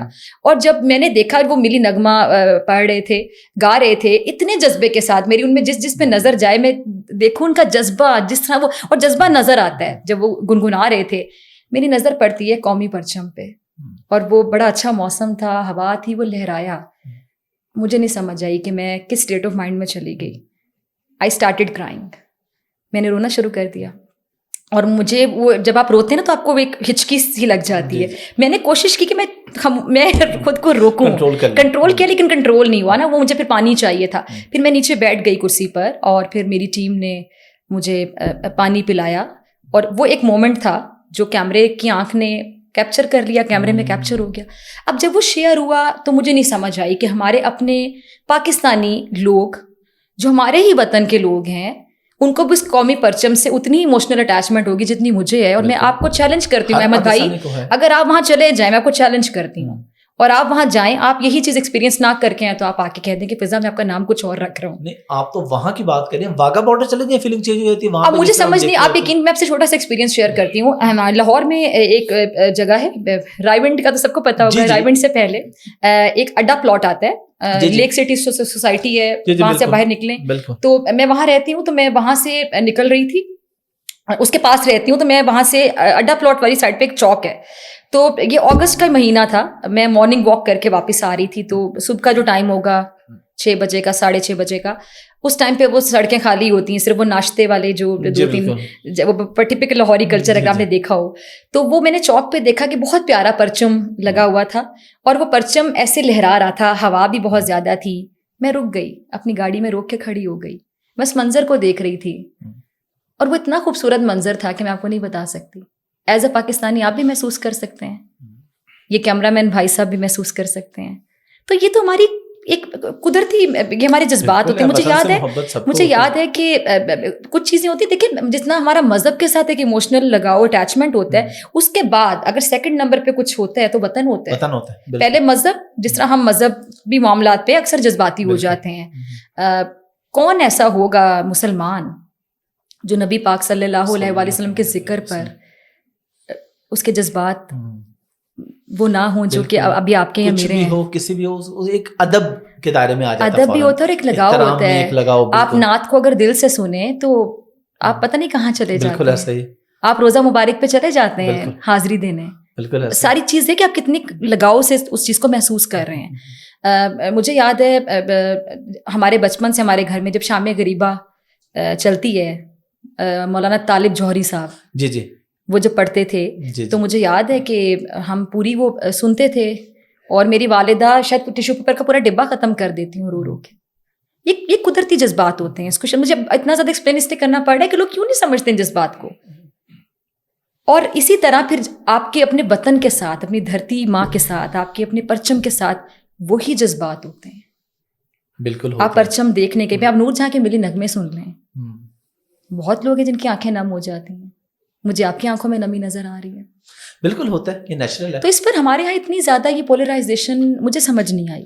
اچھا, میں اس پہ آپ سے یہ کوشچن کرنے والا تھا, اب آپ نے یہی ٹاپک چھیڑ دیا. میں آتا ہوں صرف بھی, آپ جس طرح کا شو کر رہی ہیں اس میں ظاہر تنقید بھی ہوتی ہے, لوگ برا بھلا بھی کہتے ہیں. ایک تو کرٹیسزم کو آپ کیسے فیس کرتی ہیں, دوسرا یہ کہ ہماری سوسائٹی کی صرف جا رہی ہے اتنی برداشت کیوں نہیں ہے کہ اگر ایک دوسری پارٹی کا ہے, ایک دوسری پارٹی کا ہے, تو بھائی آرام سے اختلاف کر لو, نہیں پسند آ رہا جس کو دل کر رہا ہے ووٹ دے دو, اپنے ذات تک رہ لو. ہم گالم گلوچ پہ, گریبان پکڑنے پہ اس حد تک کیوں آ جاتے ہیں, اور پھر جب آتے ہیں تو آپ کیسے فیس کرتی ہیں اس کو؟ ظاہر ہے آپ کے شو میں اگر آپ نے کسی دن اس کی لائن لے دی تو دوسرے گالیاں دیں گے, ان کی لائن لے دی تو وہ دوسرے گالیاں دینا شروع کر دیں. اچھا, میرے خیال سے آپ نے بڑا اچھا سوال پوچھا ہے. مجھے اکثر لوگ کہتے ہیں کہ آپ کس پارٹی سے ہیں. میں نے کہا سوال ہی غلط ہے, یہ بیسک سوال ہی نہیں. بڑا آپ انسلٹ کر رہے ہیں ایک صحافی کی جو کہ ایک پروگرام کر رہا ہے کرنٹ افیئر کا, کہ آپ اس کو کہہ رہے ہیں کہ آپ کس پارٹی سے ہیں. صحافی کی کوئی پارٹی نہیں ہوتی. اگر آپ صحافی بن کے پارٹی جوائن کر لیتے ہیں, یہاں پہ لوگوں نے ایک قسم کی پارٹی ہی جوائن کی ہوئی کہ باقاعدہ مقدمہ لڑ رہے ہوتے ہیں. میں آپ کے سامنے نام لینا شروع کر دیتی ہوں اینکرز کے. آپ کسی عام بندے سے ملیں جس کا صحافت سے بھی تعلق نہیں ہے, جو پوڈ کاسٹ بھی نہیں کرتا, جو سیاست سے بھی تعلق نہیں رکھتا, وہ آپ اسے بس پوچھیں, اس کے گھر کی گھنٹی بجائیں اور وہ نکال کے 10-12 اینکرز کے نام لیں, وہ آپ کو بتائے گا کہ یہ اس پارٹی کا, اس پارٹی کا, اس پارٹی کا. ٹھیک ہے, میں اب کسی کا نام نہیں لینا چاہتی, میں نے ایک جنرل بات کر دی کہ آپ 10 یا 12 صحافیوں کے نام لیں, وہ بتائے گا یہ اس پارٹی کا ہے. وہ جی وہ تو پی ٹی آئی کا ہے, وہ نون لیگ کا ہے, وہ پیپلز پارٹی کا, وہ جیالا ہے, وہ اس پارٹی کو ایم کا ہے. تو صحافی کی تو پہلی بات ہے کوئی پارٹی ہی نہیں ہوتی. اور صحافت ایک ایسی چیز ہے کہ جس کو اگر آپ نے ایمانداری سے کرنا ہے تو آپ کسی بھی پارٹی پہ کھل کر تنقید کریں, اور جب وہ پارٹی کچھ اچھا کام کرے تو کھل کر اپریشیٹ بھی کریں, تعریف بھی کریں. تو صحافی کا کوئی دوست بھی نہیں ہوتا. اگر آپ سیاستدانوں سے دوستیاں کرنے پر آ جائیں گے تو پھر آپ کو کہیں نہ کہیں لحاظ بھی رکھنا پڑے گا, آپ کو پھر کہیں نہ کہیں ان کی تھوڑی سی بات سننی پڑے گی. تو آپ اپنا ایک ڈسٹینس رکھیں کہ آپ کو کسی پارٹی کی نمائندگی دوستی یاری میں بھی نہ کرنی پڑے. آپ سخت سوال پوچھیں, جہاں تعریف ہو وہاں تعریف کریں. ابھی کچھ دن پہلے زرتاج گل میرے پروگرام میں تھی, تو کہتی کہ تم بہت سخت سوال پوچھتی ہو, اور وہ سن رہی ہوں گی, وہ انہوں نے کہا کہ تم سخت سوال پوچھتی ہو لیکن میرے والد تمہارا پروگرام بہت شوق سے دیکھتے ہیں, تم جتنے بھی سخت سوال پوچھو لیکن یہ کہ تم اپنے کام کے ساتھ ایماندار ہو, کہ تم ہر پارٹی سے سخت سوال پوچھتی ہو, ہم سے بھی, نون لیگ سے بھی, پیپلز پارٹی سے بھی. اور پھر میں نے ان کو یہ جواب دیا, میں نے کہا سب سے بڑی بات ہے کہ کوئی بھی پارٹی, میں کسی کی فیوریٹ نہیں ہوں. ٹھیک ہے, کوئی اب کسی بھی سیاسی جماعت سے پوچھ لے, کوئی بھی مجھ سے خوش نہیں ہے. نہ پی ٹی آئی والے مجھ سے خوش ہیں, نہ نون لیگ والے خوش ہیں, نہ پیپلز پارٹی والے خوش ہیں, ایم کیو ایم والے. میرا نہیں خیال کہ کوئی بھی مجھ سے خوش ہوگا. میں نے مولانا صاحب کی پارٹی کوئی خوش نہیں ہے, کیونکہ میں نے سب پر کھل کر تنقید کی ہے اور میں نے کھل کر بات کی ہے. آپ کی پارٹی آپ کا ملک ہے, آپ کا وطن ہے, آپ اپنے وطن کے لیے کام کریں, اپنے ملک کے لیے کام کریں, کسی سیاسی جماعت کے لیے. اچھا, ابھی جب میں آپ کے آفس میں آیا, آپ نے کافی وغیرہ منگوائی, تو میں نے دیکھا کہ آپ کا ماشاءاللہ جو رویہ تھا اپنے اسٹاف کے ساتھ بہت اچھا اور بڑا فرینڈلی تھا, ایون آفس بوائز کے تھے. اچھا, یہ میں لوگوں کی موٹیویشن کے لیے کہہ رہا ہوں, میں اس لیے نہیں کہہ رہا لوگ یہ سمجھے میں آپ کی کوئی تعریف کر رہا ہوں, میں لوگوں کے لیے یہ بات کرنا چاہ رہا ہوں. میں نام نہیں لوں گا, بلکہ شاید اگر نام لے بھی دوں تو اس سے شاید میں نام نہیں لوں گا, لیکن میں مثال کے طور پہ بتا رہا ہوں, اگر میں نام لے دوں تو شاید اس کے گھر والے اس کو جانتے ہوں. ایک اینکر ہے, یوٹیوبر ہے, شاید اس کے گھر والے اسے جانتے, باقی کوئی بھی نہیں جانتا. اس کا میں نے اتنا ایٹیٹیوڈ دیکھا اپنے اسٹاف کے ساتھ, اس نے میرا انٹرویو کرنا تھا, اس نے مجھے بٹھا لیا, اس کو ایسے یہ تم نے کیا کیا, لائٹ کا کیمرہ سب کے ساتھ, مطلب 1000 سبسکرائبر نہیں ہے اس کے, کوئی اسے جانتا نہیں ہے, اور ایٹیٹیوڈ نیکسٹ لیول پہ. یہ میں چاہوں گا آپ لوگوں کو بتائیں کہ جو آپ کے آس پاس کے لوگ ہوتے ہیں ان کے ساتھ آپ کا رویہ کیسا ہونا چاہیے. اللہ تعالیٰ نے ان کے بھی کچھ حقوق رکھے, جس طریقے سے آپ بلکہ اسے کہہ رہی تھی کہ بلکہ کیا بتایا تھا آپ نے, اسے کیا بولتے تھے سمیع ابراہیم صاحب, ٹام کروز. وہ ہمارا بڑا پیارا بھائی ہے, ہمارا ٹی بوائے ہے, بہت ہی پیارا بچہ ہے. اب دیکھیں نا, سب کا بہت خیال رکھتا ہے, جتنا خیال وہ سب کا رکھتا ہے. ٹھیک ہے, آپ کے سوال کا جواب مجھے, میں ایکسپیکٹ نہیں کر رہی تھی, سوال پوچھ لیں گے مونیر, میں اس کا کیا جواب دوں. احمد بھائی, مجھے لگتا ہے کہ جو ہم اپنے گھر سے سیکھتے ہیں, جو آپ کے اندر ہوتا ہے وہی نکالتے ہیں. جیسے کہ میں نے کو پہلے بتایا, تو ہم جو اپنے گھر سے سیکھتے ہیں تو ہم آفس میں جا کے وہی سب کچھ کرتے ہیں. اب ہمارے گھر میں اگر ہمارے بڑے, گھر میں جو ہمارے ملازمین ہیں, ان سے پیار سے بات کریں گے تو ہم اپنے آفس میں جو ہمارے ساتھ ہمارے ٹی بوائز ہیں یا ہمارے, میں آپ کو تھوڑی سی اگزامپل دیتی ہوں. اچھا, میرا تو یہ ماننا ہے کہ اکثر میں آپ کو ایکسپلین کرتی ہوں, مجھے سمجھ نہیں آ رہی میں کن الفاظ میں شروع کروں.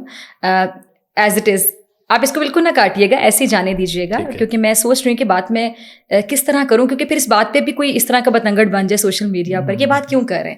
میں اپنی تعریف نہیں کر رہی, آپ نے سوال پوچھا, آپ کی آبزرویشن تھی, میں اس پہ لوگوں کو موٹیویٹ کرنا چاہوں, میں بھی اسی لیے آپ کے سوال کا جواب دے رہی ہوں. ہمارے یہاں گارڈ انکل ہیں, ان کا نام ہے کمال انکل. تو جب میں نئی اسلام آباد آئی کچھ مہینے پہلے, میں یہ پہلے پروگرام لاہور سے کرتی رہی 5 سال, اور مجھے یہ بھی 6ٹھا سال ہے یہاں پہ. چھٹا سال آلموسٹ ختم ہونے کو ہے. تو میں یہاں پہ کچھ مہینے پہلے یہاں پر آ گئی اسلام آباد. یہاں گارڈ انکل تھے, وہ دروازہ کھولتے تھے اور مجھے آفس تک یا میرے روم تک لے کر آتے تھے. کچھ دن میں نے دیکھا اور میں نے ان کو بلایا کیونکہ عمر میں بڑے ہیں, اور میں نے ان سے کہا کہ میں نے ان کو سامنے صوفے پہ بٹھایا, چائے منگوائی, چائے پلائی. میں نے کہا کمال انکل آپ مجھ سے بڑے ہیں, آج کے بعد آپ میرے لیے جب دروازہ کھولتے ہیں اور کھڑے ہو جاتے ہیں, میں کوئی بادشاہ نہیں ہوں, آپ یہ کیوں کیا سمجھ کے کرتے ہیں؟ تو انہوں نے کہا بیٹا آپ ہمارے لیے محترم ہیں, آپ ہماری اسکرین کا فیس ہیں. اور میں نے کہا بس آپ نے بیٹا بولا تو اب میں آپ کی بیٹی ہوں, تو آپ میرے لیے دروازہ نہیں کھولیں گے, مجھے نہیں اچھا لگتا. تو پھر بھی وہ احتراماً پھر بھی کرتے رہے. میں نے کہا آپ پلیز نہ کریں, میں انکمفرٹیبل ہو جاتی ہوں, مجھے ایک ایسی سچویشن میں ڈال دیتے کہ مجھے اچھا فیل نہیں ہوتا, میں ایکسپلین نہیں کر پا رہی شاید, کہ ایک بزرگ ہیں وہ ہم سے بڑے, میرے لیے دروازہ کھولتے, میرے یہاں تک میرا بیگ نہیں, مجھے نہیں کرنا. اور جس طرح ٹی بوائز کی آپ بات کر رہے تھے, یہ ہم سے زیادہ قابل احترام ہے. میں آتی ہوں, میں اپنا پروگرام کرتی ہوں, اپنے سوال, اپنی چیزیں, اپنا کانٹینٹ تیار کرتی ہوں. یہ ہمارے لیے دن رات جب بھی ہم ان کو کہیں گے نا چائے بنا لیں, میں ان کو 1 گھنٹے میں 3 I am a tea lover, میں ان کو ہر گھنٹے بعد کہتی ہوں مجھے چائے بنا کے لا دو, وہ پہلے سے اچھی چائے بنا کر لائیں گے. پھر میں کہوں گی کافی بنا کے, ان کو پتہ ہے میم نے اس ٹائم پہ کافی لینی ہے, عصر کی نماز کے بعد یہ کافی لیں گی, مغرب کی نماز سے پہلے یہ گرین ٹی لیں گی, تو ان کو میرا ٹائم یاد ہے, تو وہ میرے لیے پہلے سے بہترین چائے بنا کر لاتے ہیں. تو میرے لیے بہت رسپیکٹیبل ہیں. ہمیں ان سے پیار کرنا چاہیے, ہمیں ان کا احترام کرنا چاہیے. اور کوئی بھی یہاں پہ زیادہ یا کم یا اونچا یا نیچا ایسا کچھ بھی نہیں ہے. اونچا وہی ہے جو اپنے ظرف سے اپنے آپ کو ثابت کر دے. اور بلکہ میں اکثر کہتی ہوں کہ اگر ہمارا جوتا ٹوٹ جائے, بہت بڑے آدمی ہیں, آپ چل کے کہیں جا رہے ہیں, آپ کا جوتا ٹوٹ جائے گا تو آپ ایک موچی کے پاس جائیں گے, تو اس ٹائم پہ وہ جو موچی تھا نا وہی آپ کے لیے اس ٹائم پہ سب سے بڑی چیز تھا کہ اس نے آپ کا جوتا جوڑ دیا. آپ کی گاڑی, آپ بہت بڑی گاڑی میں جا رہے ہیں, بیچ راستے میں خراب ہو گئی ہے, تو اب آپ کو رکشا یا ٹیکسی روکنی پڑے گی, تو اس ٹائم پہ رکشا ڈرائیور ہی آپ کے لیے بہت بڑی چیز ہے, وہ اپنا کام کر رہا ہے اور اس ٹائم پہ وہ آپ سے زیادہ کارآمد ثابت ہو رہا ہے آپ کے لیے ہی. تو ہم کیوں ان چیزوں میں الجھ جاتے ہیں, مجھے سمجھ نہیں آتی. زبردست. اپنے علاوہ کس کو دیکھتی ہیں, شو کس کا دیکھتی ہیں, تیاری کرنے کے لیے یا ویسے انجوائے کرنے کے لیے؟ کسی بھی, میں کرنٹ افیئرس کی بات نہیں کر رہا, کچھ بھی, مطلب ٹاک شو. میں سب کے پروگرامز دیکھتی ہوں, کیونکہ جب ہم باقیوں کے پروگرام دیکھتے ہیں تو ہمیں کہیں نہ کہیں یہ بھی سمجھ آتی ہے کہ ہم کیسے اپنے اندر اصلاح پیدا کر سکتے ہیں. اور میں نے ہمیشہ اپنے آپ کو اسٹوڈنٹ سمجھا ہے, میں آج بھی اپنے آپ کو ایک اسٹوڈنٹ سمجھتی ہوں کہ میں ابھی بھی لرننگ پروسیس میرا ہے اور ابھی بھی میں سیکھ رہی ہوں. جب ہم بالکل سیکھ لیتے ہیں اور ہم کہتے ہیں ہم نے سب کچھ سیکھ لیا, تو وہ دن تو شاید آپ کی زندگی میں آخری دن بھی نہیں آتا.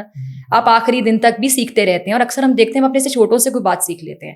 آپ کی بیٹی کے ساتھ میں اکثر آپ کی وہ فوٹوز دیکھتی ہوں, عائشہ بڑا پیارا نام ہے, تو آپ عائشہ سے بہت کچھ سیکھ لیتے ہوں گے. آپ کہتے ہوں گے عائشہ نے مجھے اتنی بڑی بات سکھا دی, مجھے پتہ ہی نہیں چلی. بہت دفعہ بچے ہمیں کتنا کچھ سکھا دیتے ہیں, بہت کچھ سکھاتے ہیں. تو ہمیں سب کو دیکھنا چاہیے. آپ کو اچھا, مجھے آپ حیران ہوں گے, مجھے کوئی بھی برا نہیں لگتا احمد بھائی, مجھے کوئی برا نہیں لگتا. جو لوگ مجھ پہ تنقید کرتے ہیں, آپ جس طرح ایک اینکر کا ذکر کرے تھے, کچھ اینکرز ہیں, ساری باتیں چھوٹی سی فیلڈ ہے, تو گھوم پھر کے بات آ جاتی ہے کہ فلان جگہ پہ لوگ بیٹھے تھے اور انہوں نے آپ کے بارے میں یہ کامنٹ دیا. آپ یقین کریں میں آگے سے جواب کیا دیتی ہوں, میں کہتی ہوں اللہ اس کا بھلا کرے. بس ٹھیک ہے, اس کی اپنی سوچ ہے نا, لیکن میری سوچ اس کے بارے میں یہ نہیں ہے, اور میں اپنی سوچ کے لیے آنسریبل ہوں. ہر بندے نے اپنی قبر میں جانا ہے, آپ اپنے اعمال لے کر جائیں گے, میں اپنے اعمال لے کر جاؤں گی. تو اگر ایک انسان آپ سے کسی بھی طرح کا اختلاف رکھتا ہے یا بغض رکھتا ہے یا حسد کرتا ہے یا آپ کے بارے میں کوئی اپنی سوچ کا اظہار کر رہا ہے برملاب لوگوں میں بیٹھ کے علنان, تو سمجھیں کہ اس کی وہ حسد یا وہ بغض اس حد تک پہنچ گیا کہ اب وہ اکیلے میں نہیں, تنہائی میں نہیں, بلکہ لوگوں میں بیٹھ کے محفل میں آپ کا ذکر کرنا شروع ہو گیا. اب آپ نے سوچنا ہے کہ کیا آپ بھی اس سے اتنی حسد کرتے ہیں؟ اگر آپ نہیں کرتے تو آپ اس کے بارے میں بدلے میں بھی کوئی بات نہیں کریں گے. اب ایسے بہت سے لوگ ہیں جو میرے بارے میں ایسی بات کر دیتے ہیں جو مجھ تک پہنچ جاتی ہے, میں نے کبھی کنفرم بھی نہیں کیا, اور میں اب بھی ان کی فین ہوں کیونکہ میرے دل میں ان کے لیے کچھ نہیں ہے. یہ جو آپ نے بات کی نا, اس پہ پیر نصیر الدین نصیر صاحب تھے گولڈا شریف والے, ان کا ایک میں بیان سنا تھا, وہ کہہ رہے تھے کہ اگر کوئی آپ سے حسد کرتا ہے نا, اس کا مطلب ہے کہ وہ اپنے آپ کو کمتر سمجھتا ہے, آپ کو سمجھتا ہے کہ آپ اس سے بہتر ہیں, اس لیے تو حسد کرے. اگر برابر ہو جائے تو پھر تو حسد کرے گا. میں یہ کہتی ہوں کہ ہم اپنے آپ کو یہ بھی کیوں ثابت کریں کہ ہم اس سے بہتر ہیں, آپ اس سے بہتر ہو. जिस तरह एक बुके होता है उसमें तरह तरह के फूल होते हैं. अगर आप बुके में से एक फूल निकाल दें तो वो एक फ्लावर रह जाएगा, लेकिन अगर हमने बुके बनाया तो बहुत खूबसूरत लगेगा. तो ये एक बुके है हमारी फील्ड में. अगर आप 50 एंकर समझ लें, हर जगह पर 7 बजे से रात 11 तक प्रोग्राम्स होते हैं, और वो 2 सेट्स होते हैं कि एक मंडे टू थर्सडे होता है, एक फ्राइडे सेट. 8 प्रोग्राम तो हर चैनल पे चलते हैं, तो कितने चैनल्स होंगे, और 8 के हिसाब से देखने को 80-90 प्रोग्राम्स होंगे. तो वो सारे एंकर्स बुके हैं, वो सब फूल हैं. उनमें से कोई अपनी खुशबू के साथ बहुत अच्छा है और कोई अपने रंगत के साथ बहुत अच्छा है. उस पर हम कंपैरिजन नहीं कर सकते. मैंने हमेशा कंपटीशन ये किया है, मैंने खुद के साथ कॉम्पीट किया है कि आज से 6 साल पहले मैं कहाँ थी और आज 6 साल के बाद मैं कहाँ पर हूँ, और अगर अल्लाह मुझे ज़िंदगी देता है तो मैं आज से 6 साल के बाद कहाँ खड़ी होंगी. तो जब हम अपनी इस्लाह पे टाइम लगाते हैं तो हम शायद रूहानियत में भी एक कदम रखना शुरू कर देते हैं, कि हम सीखना शुरू कर देते हैं. रूहानियत क्या है, अगर आप उसको एक लफ्ज़ में डिफाइन करें, रूहानियत क्या है, आपने बेसिकली समझना है ना इस टर्म को. तो आपने उस फील्ड में कदम रख दिया कि आप जब लोगों में ऐब निकालना छोड़ देते हैं, आप लोगों से बरीउ जमा हो जाते हैं इस चीज़ से कि उन्होंने आपके बारे में क्या कहा, आपने उनको बदले में क्या कहना है, उनसे हसद करना छोड़ दें, बुक्स छोड़ दें, कीना छोड़ दें, किसी को छोटा ना समझे, खुद को बड़ा ना समझे, तकब्बुर की बजाय आजिज़ी इख्तियार कर लें. तो मेरे ख्याल से फिर आप अल्लाह के करीब होना शुरू हो जाते हैं. और जब आप अल्लाह के करीब होते हैं, आपकी दुनिया के काम भी सीधे होना शुरू हो जाते हैं. बिल्कुल हो जाते हैं. बल्कि मैंने देखा मकाफात होता है, आपके साथ कुछ बुरा करें लोग तो उन लोगों के आगे आ जाता है. तो मैं तो बहुत डरती हूँ. मैं किसी के बारे में एक भी बात अब बड़ा सोच से पहले कर लेती थी. जाहिर बात है, एक एज ऐसी होती है कि मैं सबके सामने बात मानूंगी, कि मैं भी कर लेती हूँगी गॉसिप. लेकिन अल्हम्दुलिल्लाह बहुत अरसे से प्रैक्टिस की इस चीज़ की कि नहीं, हमने किसी की बात सुन कर भी बदले में उसके लिए बुरी बात नहीं करनी, क्योंकि हम भी बराबर के शरीक हो जाते हैं उस गीबत में. और अगर आप पर्दा रखते हैं किसी का महफिल में बैठ के या जहाँ भी आप रख सकते हैं, तो अल्लाह ताला फिर आपके पर्दे रखते हैं. बेशक. नई लड़कियां, खवातीन जो इस फील्ड में आना चाह रही हैं, not only in anchoring, television screen पे, टीवी में या यूट्यूब वगैरह पे, कुछ को ये होता है, लड़कियां भी लड़के भी, लेकिन आप क्योंकि खातून है तो मैं इसलिए आपसे ज्यादा खवातीन के लिए मैसेज लेना चाह रहा हूँ. एक तो हमारी एक्सपेक्टेशन ये है कि हम आज काम शुरू करेंगे तो कल ही फेमस होने चाहिए ना, और मिलियन वो भी चाहते हैं वैसे कुछ, वो फिर गायब भी हो जाते हैं ना. वो उस तरीके से तो फिर नहीं होता. इक्का दुक्का केस होगा ठीक है, वरना अगर आप तेजी से ऊपर आते हैं तो फिर तेजी से. ये जो सफर है, नई जो लड़कियां आना चाह रहे हैं उनको क्या पैगाम देंगी, क्या मैसेज देंगी, किस तरीके से आए, क्या तैयारी करें, सब्र करें, या कोई बस ढूंढने कोई शॉर्टकट है वैसे इस फिल्म के अंदर टॉप पे आने के लिए? कामयाबी के लिए कोई शॉर्टकट नहीं है. आपको कदम लेने पड़ते हैं, आपको फासला तय करना पड़ता है, और आप अपनी मंजिल पर तभी पहुंचते हैं जब आप उतना सफ़र कर चुके होते हैं. मैं अपनी बात रिपीट करूंगी, उर्दू वाला सफ़र भी, अंग्रेजी वाला सफ़र भी, उर्दू से ज़्यादा इंग्लिश वाला सफ़र करना पड़ता है. मेरी इस फील्ड की लड़कियों को, जो अभी नई लड़कियां आ रही हैं, ये बात मैं सदका जारिया समझ के कर रही हूँ, सवाब की नीयत से कर रही हूँ, पूरे यकीन से कर रही हूँ कि ये बात सदका जारी है, कि आप कोई शॉर्टकट ना लें. इस फील्ड में आप आएंगे, आपको तरह तरह के लोग मिलेंगे. जो आपके नसीब में है वो आपसे कुछ छीन नहीं सकता, और जो आपके नसीब में नहीं है वो अपनी चिकनी चुपड़ी बातों से आपको दे नहीं सकता.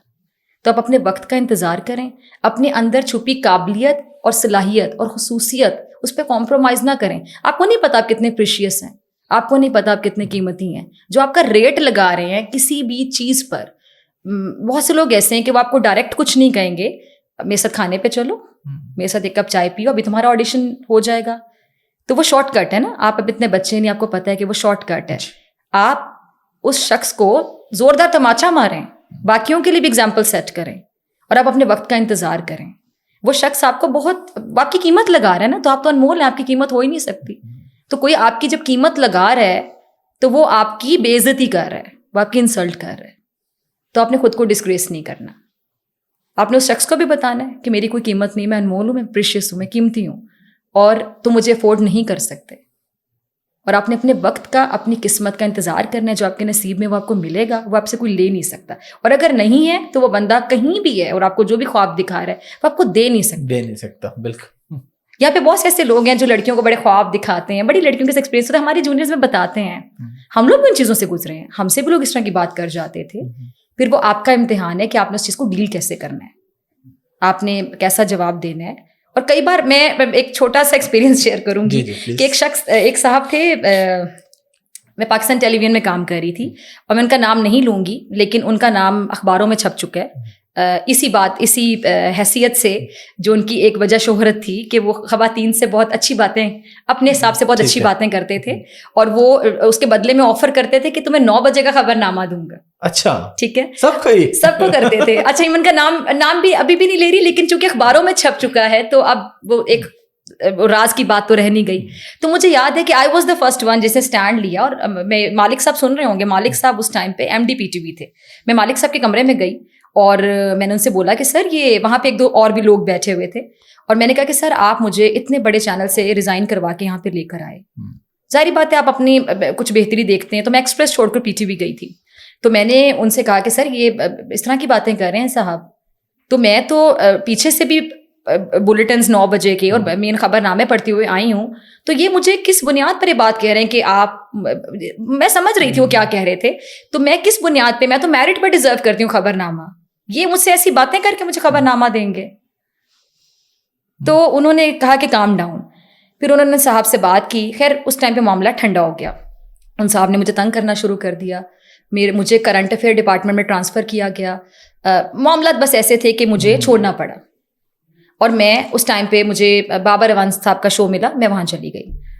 اس کے کچھ دیر کے بعد مجھ سے وہاں کی ایک سینئر ترین بڑی قابل خاتون ہے, میں بڑی ان کی عزت کرتی ہوں, ان خاتون نے مجھے کال کی کہ ہم سب کورٹ میں جا رہے ہیں ان صاحب کے خلاف, آپ ہمارا ساتھ دیں گی؟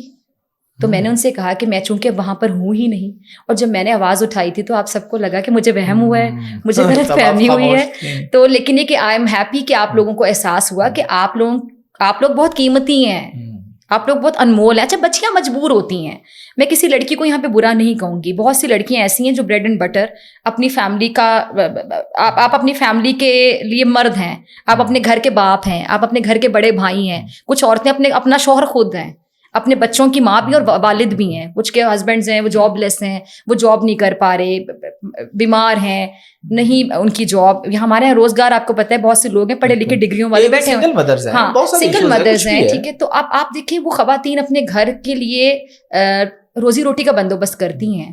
تو یہ مرد حضرات کی مردانگی پہ بہت بڑا سوال ہے کہ ان کو شرم آنی چاہیے کہ وہ بچی, ان کے گھر میں بھی بچیاں ہوں گی, وہ بچی جو اپنے گھر کے لیے روزگار کی تلاش میں اپنے گھر کا باپ بنی ہوئی ہے, اپنا بھائی بنی ہوئی ہے, اپنا شوہر بنی ہوئی ہے, اپنے بچوں کا باپ بنی ہوئی ہے, تو آپ خدا را ان کو معاف کر دیں, ان کو کام کرنے دیں, ان کی عزت کریں, اتنی ہی عزت کریں جتنی آپ اپنی بیٹی کی کرتے ہیں.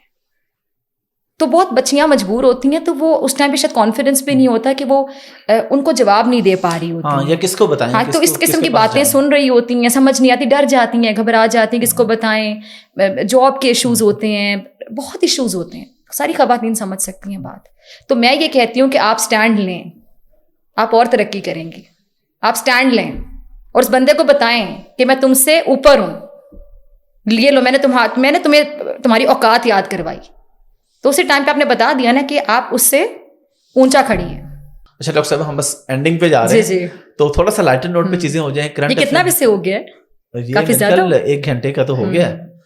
تو کرنٹ افیئر سے آپ کا تعلق ہے, تو کرنٹ افیئرس کے علاوہ کچھ دیکھ لیتے, کوئی مزاح دیکھتی ہیں, کوئی مووی, کوئی ڈراما؟ بالکل میں سب کچھ دیکھتی ہوں. اچھا ڈراماز میں کم دیکھتی ہوں. مجھے ایک میں نے کچھ پرانے ڈراماز ہوتے ہیں جو ہمیں پتہ چلتا ہے کہ بڑے اچھے تھے, تو میں اکثر کوشش کرتی ہوں کہ وہ دیکھے جائیں. مرینا خان ہماری ایک بڑی پیاری سی ایکٹریس تھیں, اور راحت کاظمی, ان کے کچھ وہ ڈرامے تنہائیاں, دھوپ کنارے, تو مجھے کسی نے بتایا کہ بہت اچھے ڈراماز تھے, یہ آپ دیکھیں. تو ہم چھوٹے تھے میرے خیال سے, بھی چلتے تھے TV چینلز. اب یہاں پہ سوشل میڈیا والے کہیں گے کہ تم تو بچی ہو, چھوٹی ہو, جھنجھنا دے دیں تمہیں. میں سویٹ 16 بالکل نہیں ہوں, میں 30s میں ہوں, اور میں اپنی عمر بالکل نہیں چھپاتی. اچھا میں نے پھر وہ ڈراماز 1-2 دیکھے کہ مجھے وہ دیکھنے چاہیے. تو کیا اس ٹائم پہ ایکٹنگ تھی ہمارے ایکٹرس کی, ڈائریکشن آپ دیکھ لیں, جو ڈائلاگس تھے, ڈائلاگس ڈلیوری تھی, انتہائی خوبصورت. میں اب کے ڈراموں سے زیادہ ریٹ کرتی ہوں ڈراماز کو جو 90s کے تھے. آج کل کوئی ڈرامہ نہیں دیکھا؟ آج کل بھی اچھے ہیں. میں نے ایک پچھلے دنوں میں ایک ڈرامہ دیکھا, خلیل الرحمان قمر صاحب کا میں نے انٹرویو کیا پچھلی عید پر, تو ان کا ڈرامہ بڑا ہٹ ہوا تھا, میرے پاس تم ہو. اچھا اسی دن ڈرامہ دوسرے ایک کمپیٹیٹر چینل پر چلتا تھا الف کے نام سے, وہ تھوڑا روحانی, اس میں سجل تھیں, حمزہ علی عباسی تھے. تو میں نے خلیل بھائی کو بتایا, میرا بڑا ریگارڈ کرتے ہیں, بڑی رسپیکٹ کرتے ہیں چھوٹی بہنوں کی طرح, اور اکثر کہتے ہیں, میں کہتی ہوں آپ سے سب کو بڑا ڈر لگتا ہے لیکن آپ مجھے کچھ نہیں کہتے, تو تمہیں نہیں نا کہتا پھر کیوں ڈرتے ہیں باقی سب. تو بڑے وہ بلنٹ ہیں, بڑی پیاری سی شخصیت ہیں, بھائی ہیں وہ بڑے. تو ان کو جب میں نے بتایا, ان کے ظرف کی بات کر رہی ہوں کہ میں نے ان کو بتایا کہ آپ کا جب یہ ڈرامہ چلتا تھا تو سب لوگ, ہفتے کا دن تھا شاید, تو جس چینل پہ چلتا تھا لوگ یہ دیکھتے تھے, تو میں اس ٹائم پہ الف دیکھ رہی تھی. تو انہوں نے کہا کہ واہ, انہوں نے اس بات پہ مجھے بڑا اپریشیٹ کیا. انہوں نے کہا میرا ڈرامہ بہت اچھا تھا, بہت بکا, لیکن اس کا سبجیکٹ اس سے بھی بڑا تھا. میں اب دونوں ڈراموں کو کمپیئر نہیں کر رہی, میں صرف یہ بتا رہی ہوں کہ الف کا سبجیکٹ بہت بڑا تھا, لیکن ہمارے ہاں لوگوں نے شاید یہ سننا زیادہ پسند کیا کہ 2 ٹکے کی عورت ہے, اس کے لیے تو مجھے کیا کتنے پیسے دے رہے ہو. اور ہمایوں سعید نے نو ڈاؤٹ یہ ڈائلاگ بہت اچھا ڈلیور کیا, لیکن یہ کہ بس ہمارے ہاں لوگوں کی اپنی چوائس ہے. میں یہ نہیں کہہ رہی وہ ڈرامہ برا ہے, میں دوبارہ کہہ رہی دونوں بہت اچھے تھے, لیکن اس کو کم لوگوں نے دیکھا اور شاید اس کو زیادہ نے دیکھا. سب کی اپنی اپنی چوائس ہے. ہاں مجھے موویز اچھی لگتی ہیں, میں موویز دیکھتی ہوں.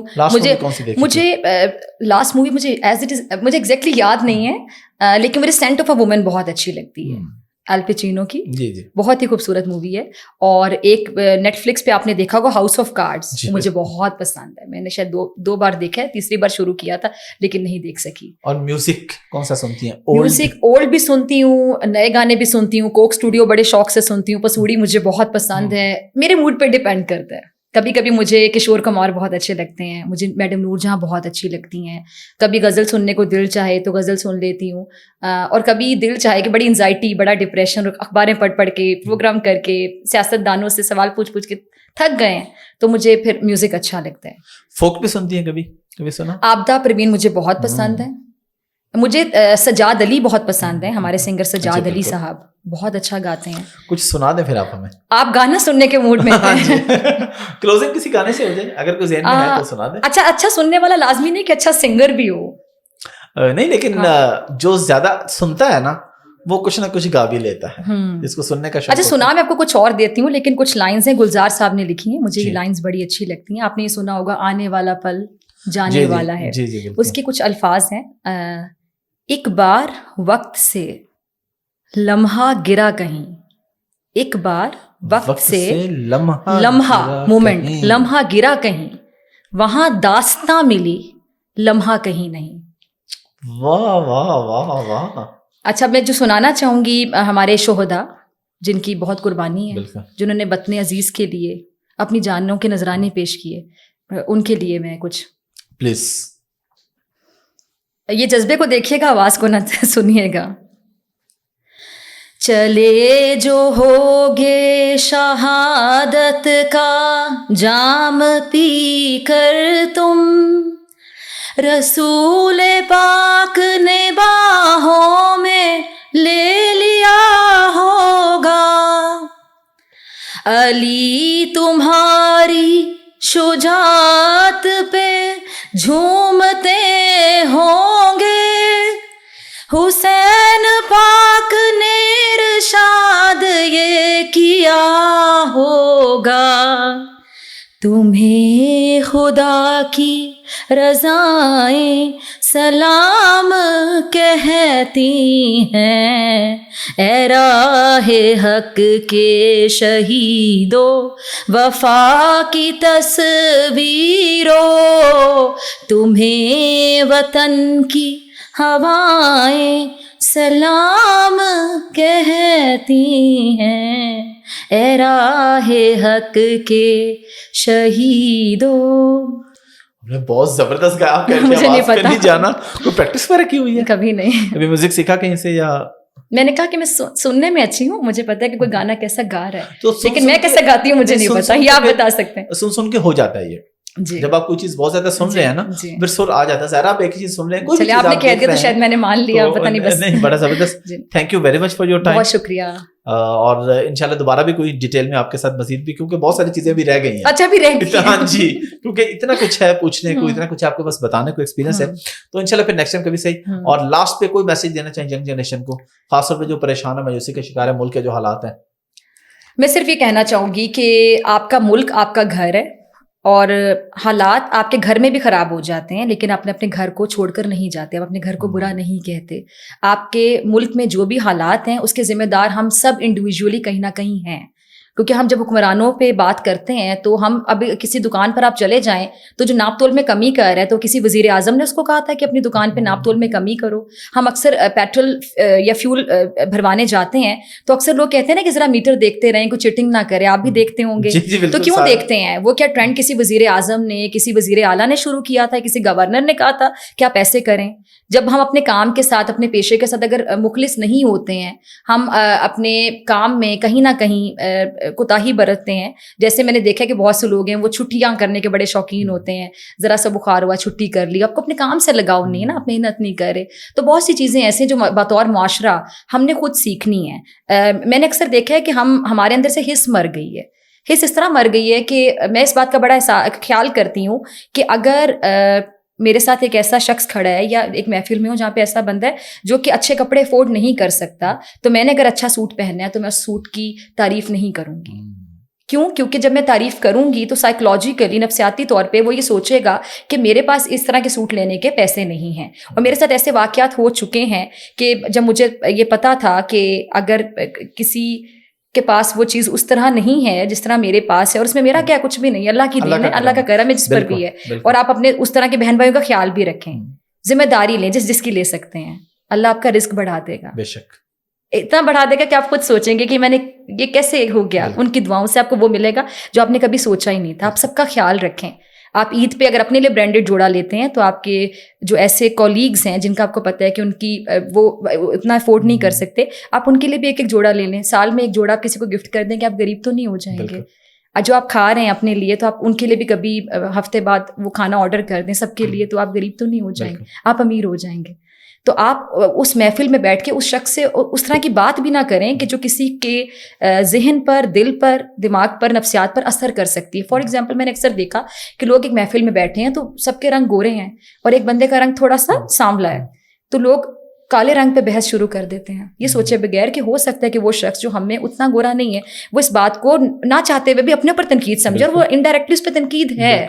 ہم اکثر اس طرح کی باتیں کرتے ہیں جس سے آپ پرہیز کریں.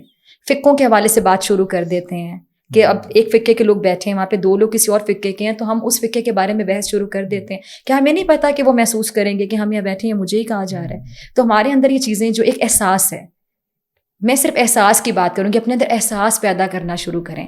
جتنا آپ کو برا لگتا ہے، جب آپ یہ سوچیں گے کہ دوسرے کا بھی دل ویسے ہے، دوسرا بھی ہم سے ہرٹ ہو سکتا ہے، اس کو بھی تکلیف ہو سکتی ہے، اذیت ہو سکتی ہے، تو پھر آپ یہ کرنا چھوڑ دیں گے. جس دن آپ یہ کرنا چھوڑ دیں گے تو اس دن آپ شاید ایک دوسری دنیا میں داخل ہو جائیں. اچھے مسلمان بھی اور اچھے انسان بھی بن جائیں گے. Thank you very much. Thank you.